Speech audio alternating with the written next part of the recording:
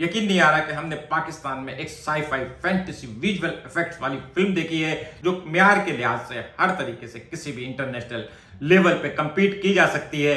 Pakistani film उम्र अय्यार, जिसके बारे में हम एक अरसे से बात कर रहे थे, इसके ट्रेलर और टीजर वगैरह की, फाइनली सिनेमा पे रिलीज हो गई है।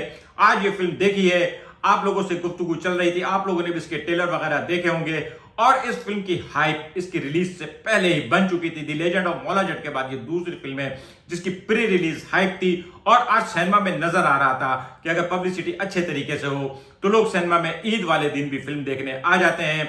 क्या ये फिल्म हमारी तवक्कात के मुताबिक है, उससे बढ़कर है या उससे कम? आइए इस पे बात करते हैं। अगर आपने अब तक मेरा चैनल सब्सक्राइब नहीं किया है तो प्लीज मेरा चैनल सब्सक्राइब करें और बेल आइकन प्रेस करें। दोस्तों, सबसे पहले मैं आपको इसका प्लॉट डिस्क्राइब करता हूं। ये वही प्लॉट है जो सदियों से चल रहा है, यानी नेकी और बदी की लड़ाई, गुड वर्सेस इवल। इसमें इवल फोर्सेस हैं लका, फरहान जमील और सना फखर चिन्नो।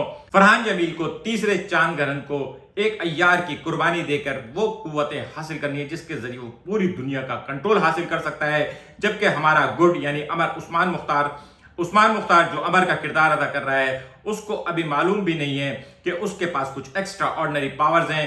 वो एक साइंस का प्रोफेसर है और यूनिवर्सिटी में पढ़ाता है, लेकिन फिर उसके साथ कुछ ऐसी चीजें होना शुरू होती हैं जिससे उसको लगता है चीजें सुपर नेचुरल भी होती हैं। और यहाँ पे उसकी मुलाकात अय्यारों से यानी सनम सईद, अली काजमी और असद चौधरी वगैरह से होती है, जो उसको गुरु यानी मंजर से भाई साहब के पास लेके जाते हैं और मंजर से भाई साहब उसको बताते हैं कि ही इज स्पेशल, उसके पास कुछ एक्स्ट्रा ऑर्डिनरी कुव्वतें हैं।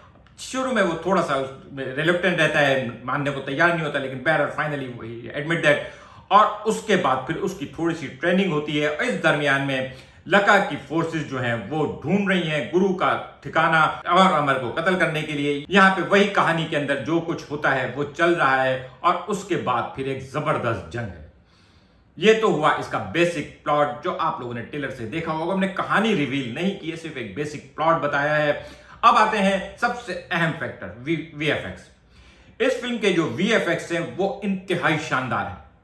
इन्होंने वीएफएक्स को इंतहाई कंट्रोल किया है। अमूमन होता ही है कि जब इस तरह की कोई टेक्नोलॉजी बेस्ड चीज बनती है तो कंटेंट के ऊपर इतना तवज्जो नहीं दी जाती, लेकिन इसमें ऐसा नहीं है, बल्कि वीएफएक्स इंतहाई कंट्रोल्ड है। उतनी ही है हस्बे जरूरत, हस्बे जायका, जितनी इस फिल्म में जरूरत थी। उन्होंने कहीं पे भी उसको आप पे ठूसने की कोशिश नहीं की है।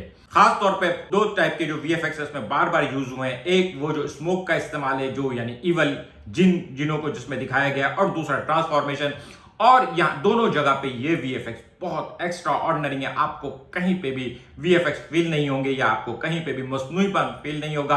आपको बिल्कुल ऐसा लगेगा कि जिस तरह से आप हॉलीवुड और बॉलीवुड की फिल्में देखते रहते हैं, ये तकरीबन कुछ इसी तरह की हैं। एक्शन भी इसका बहुत क्लास का है और एक्शन में भी जाहिर विजुअल इफेक्ट्स यूज हुए हैं और वो सारे विजुअल इफेक्ट्स जो है वो बहुत आई कैचिंग है, बहुत शानदार है। कैरेक्टराइजेशन में उस्मान मुख्तार को जब इस पाकिस्तान की सबसे महंगी फिल्म के लीड रोल में लिया गया तो यकीनन थोड़े से लोगों ने सोचा होगा कि उस्मान मुख्तार इतना बड़ा नाम नहीं है जिसके ऊपर ये स्पेंडिंग की जाए, लेकिन फिल्म देखने के बाद एहसास हुआ है कि उन्होंने फिल्म के लिए अदाकारों को चुनते हुए उनके नाम नहीं देखे, बल्कि अपने कैरेक्टर को जहन में रखा है। और यही वजह है कि चाहे गुरु के रोल में मंजर से भाई साहब हो, चाहे मीना के रोल में सनम सईद हो, चाहे चिनो के रोल में सना फखर हो, लका के रोल में फरहान जमील हो, अली काजमी जो माज बना है, असद चौधरी जो सफीर बना है, दानियाल रशीद जो बाबर बना है और सलमान शौकत जो आजम बना है, इन तमाम लोगों की जो कास्टिंग है वो बहुत क्लास की है, इनकी कैरेक्टराइजेशन, और ये सब लोग इस फिल्म के अंदर मुकम्मल तौर पे फिट लग रहे हैं। हर एक ने बहुत शानदार अदाकारी की है। किसी की भी अदाकारी को किसी दूसरे की अदाकारी से कंपेयर नहीं किया जा सकता, लेकिन बहरहाल अगर आप रेट करें तो फरहान जमील और सनम सईद टॉप पर है, लेकिन उस्मान मुख्तार किसी भी तरीके से हल्का नहीं है, बल्कि उस्मान मुख्तार ने अपने रोल अमर के साथ मुकम्मल तौर पर इंसाफ किया है और एक्टिंग बहुत लाजवाब है, और उसके साथ फोटोग्राफी और इन सबके कॉस्ट्यूम्स, इन सारी चीजों पे बहुत तवज्जो दी गई है। फिल्म की शूटिंग ज्यादातर लोकेशन पे हुई है। ठीक है, जाहिर है इतना बजट नहीं होगा कि पूरा इन्वायरमेंट ही क्रिएट कर दिया जाए, इसलिए बहुत सारी चीजें जो है ओरिजिनल लोकेशंस पे, लेकिन जो भी लोकेशंस ली गई हैं वो बहुत ढूंढ के ली गई हैं, बहुत खूबसूरत हैं और फिल्म की कहानी और कंटेंट से मैच कर रही हैं और आपको कहीं पे भी फील नहीं होगा इस माइथोलॉजिकल फिल्म का जो ये सेट है ये उससे मैच नहीं कर रहा, बल्कि सारी चीजें बहुत एक्स्ट्राऑर्डिनरी है। एक और चीज जिसके बारे में आमतौर पर पाकिस्तानी फिल्मों में जिक्र नहीं होता वो है बैकग्राउंड म्यूजिक। इसका बैकग्राउंड म्यूजिक बहुत शानदार है, विजुअल इफेक्ट्स के साथ और विजुअल इफेक्ट्स के बगैर। जहां पे भी है बैकग्राउंड म्यूजिक फिल्म को मुकम्मल तौर पे कंप्लीमेंट कर रहा है और आपको फील हो रहा है फिल्म के साथ म्यूजिक जो है वो आपको लेके चल रहा है। फिल्म का पेस बहुत तेज है। बस थोड़ी सी देर के लिए जब ये पहली बार गुरु के वहां पे पहुंचते हैं ठिकाने पे और वहां पे थोड़ी ट्रेनिंग वगैरह होती है, वहां पे थोड़ी सी स्लोनेस महसूस होगी, लेकिन वो भी बहरहाल स्टोरी बिल्डअप करने के लिए बहुत जरूरी थी।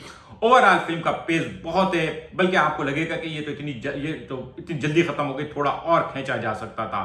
और साथ ही सडन, अचानक, फिल्म का एक फैक्टर होता है ना अचानक, यानी इसमें जो अचानक बहुत है। जिस तरह से हॉरर मूवीज में होता है, अचानक बात करते करते कोई भूत निकल आता है, इसमें भी कुछ इस किस्म की चीजें हैं। ये हॉरर नहीं है, लेकिन कहीं कहीं शायद आपको डरा देगी। ये कॉमेडी नहीं है, लेकिन कहीं कहीं आपको हंसा देगी। फिल्म का माइनस पॉइंट, धोखा। बहुत शदीद धोखा किया है इन लोगों ने।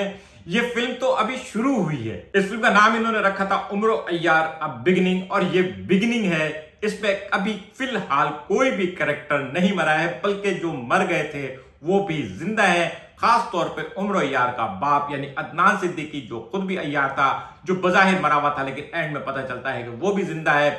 लका बच गया है। और अफरासियाब को कैसे भूल गए। उम्र अय्यार का जिक्र हो और अफरासियाब ना हो, तो अब इसमें अफरासियाब का जिक्र आ गया है। और सेकंड पार्ट में असल लड़ाई जो है वो अफरासियाब के ठिकाने यानी कोहे काफ में होगी। अभी तो लका भाग गया है, कोहे काफ चला गया है, लेकिन अगली फाइट सब कुछ कोहे काफ में होगा। अब आपको उसका इंतजार भी करना पड़ेगा। ये जो धोखा है वो ये है कि ये फिल्म एंड नहीं हुई है, बल्कि शुरू हुई है। बहुत जाहिर है ये पाकिस्तान के लिए फर्स्ट टाइप होगी कि कोई फिल्म पहले से ही सीक्वल के तौर पे बनी है। ऐसे इंडिया और पाकिस्तान में ऐसी बहुत सारी फिल्में बनी है जो कामयाब होने के बाद उनका पार्ट 2 भी बना देगा, जैसे पाकिस्तान में जवानी फिर नहीं आएगी या नामालूम अफराद पार्ट 2। लेकिन ये फिल्म शुरू से ही पार्ट्स में बनाई गई है। जिस तरह से इस टाइप के ऊपर जो मुझे पहली फिल्म याद आती है वो लॉर्ड ऑफ द रिंग है, जो बना ही पार्ट्स में गई थी और उसका पहला पार्ट आया था। इसी तरह से ये उम्र अय्यार जो है ये फैंटेसी सीरीज शुरू हुई है और ये चलती रहेगी। और आगे वाले सीरीज में इस सना फखर और उस्मान मुख्तार का रोल जो है बहुत ज्यादा बिल्डअप करेगा। अभी फिलहाल तो इनके दरमियान मोहब्बत वगैरह शादी वगैरह की भी कोई चीज नहीं दिखाई है। एक बंदे का जिक्र करना मैं भूल गया, लेकिन मैं भूला नहीं हूं, बल्कि मैंने रोक के रखा था। जिस तरह से डायरेक्टर ने उसको फिल्म में रोक के रखा था, हमजा अली अब्बासी।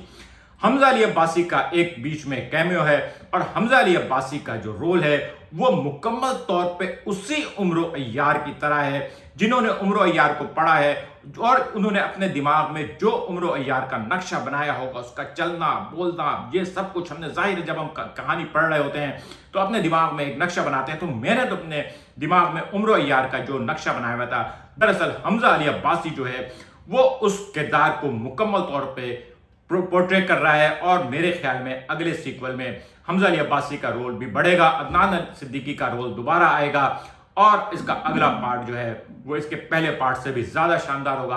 आज का व्लॉग कैसा लगा कमेंट करके बताइएगा। मिलेंगे अगले किसी व्लॉग के साथ। शुक्रिया।